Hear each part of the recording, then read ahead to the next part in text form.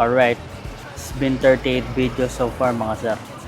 And I think it's time na gumawa na tayo ng medyo mahaba-habang video. And ngayon, share ko sa inyo yung mga natutunan ko using the DJI Osmo Nano sa gabi. So disclaimer lang din hindi tayo expert. Bali, ang tatakil lang natin dito is yung normal video and super night. Alright. Ito yung personal settings ko, share ko lang sa inyo. Start tayo sa resolution. Ginagamit ko lang lagi is 2.7K 16:9 ratio kasi mas feel ko yung cinematic . Then sa FPS 24. Then dito sa stabilization rock steady lang. Rock steady. Tapos usually pag nagbi-video ako ng static shots, standard lang . Pero pagka POV ng helmet, ultra wide ginagamit ko. Yan. Then next is yung manual exposure. Pinaka-paborito kong setting sa gabi sir is 100 to 12,800. Then shutter speed natin 50 para sa motion blur. EB hindi ko na ginagalaw, auto lang lagi. Tapos color natin normal 8-bit kasi napansin ko hindi ko rin ma-push yung colors sa CapCut Mobile pagka naka 10-bit tsaka D-Log. So parang mas okay ako dito sa 8-bit. And sa image adjustment naman mga sir, ito tinry ko yung -2. So pareho texture tsaka noise reduction. Pero tingnan natin kung mapapansin natin Super Night, bira ako na siya gamitin ngayon sa gabi kasi mas trip ko yung manual . Pero kung ginagamit ko man siya, yun pa rin. Shutter speed 50, fix na may ISO niyan. Tapos, syempre, rock steadies. Last, natural wide. Pagkakulang yung pagkalapad. So, yun lang. So next is paano ba natin ginagamit yung DJI Osmo Nano para tayo nagre-record. So first ginagawa ko is ginagamit ko sa parang AirPods.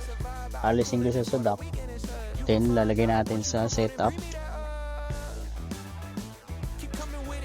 Then tsaka natin on. Ipi-frame muna natin yung shot. Yan pag okay na sa akin yun, tsaka natin pipilitin yung record.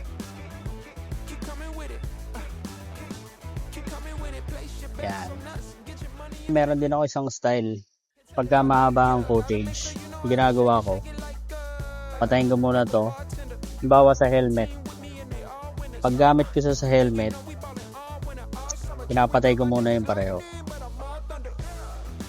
Tsaka ako, i-record yung video dito sa kabila. Kasi in that way, hindi mag-on tong dock. Hindi matitira tayong battery dito para i-charge ko. So look. Kita nyo, recording na. Pero dito, patay pa rin yung dock. Then ang maganda doon, kung ano yung settings na sinet mo, halimbawa nasa super night ka o sa normal video, then lahat ng settings mo doon, yun din i-record niya dito. Okay mga sir, ano ba yung mga madadalas na tanong? So number 1, battery. Sa battery, maabot to ng 50 minutes to 1 hour. So, same na yun sa 2.7K tsaka 4K resolution. Next na tanong, sulit ba yung Nano? Para sa akin, kasi unang-una, yung price nito sobrang mura. 18K, may action camera ka na. So, wala na yung worry mo sa pagsushoot ng mga insane angles katulad ng ginawa natin kanina. Tapos, number 2, magaan lang siya tsaka maliit. So, dali kabit, gaan sa helmet. Ano ba? Basta, madaling mount kahit saan. Tsaka pag nag-vlog ka, parang mawawala yung hiya mo kasi late na nung camera . last para sa akin is yung natatanggal yung duck. Kasi yung natatanggal yung duck, ang delay frame ng mga shot, lalo yung mga low angle, o mga tight spot.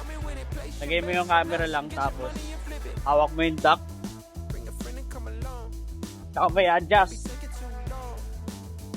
yung shot mo, tapos tsaka may record. Katulad ng tutorial natin kanina kung paano natin siya ginagamit.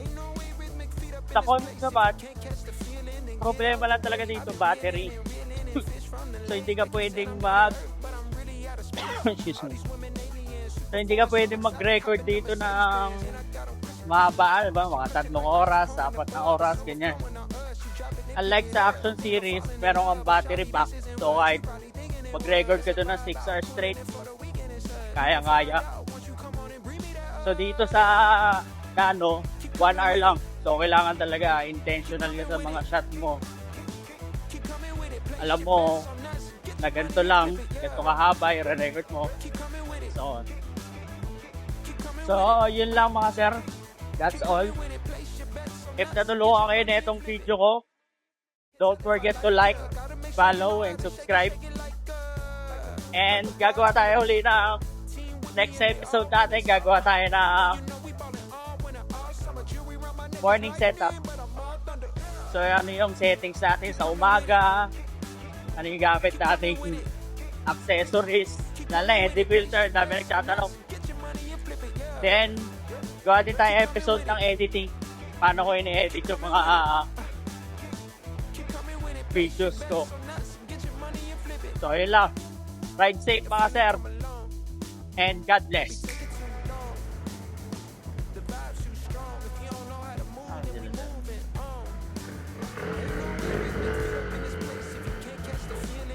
Madam, may hangin kayo?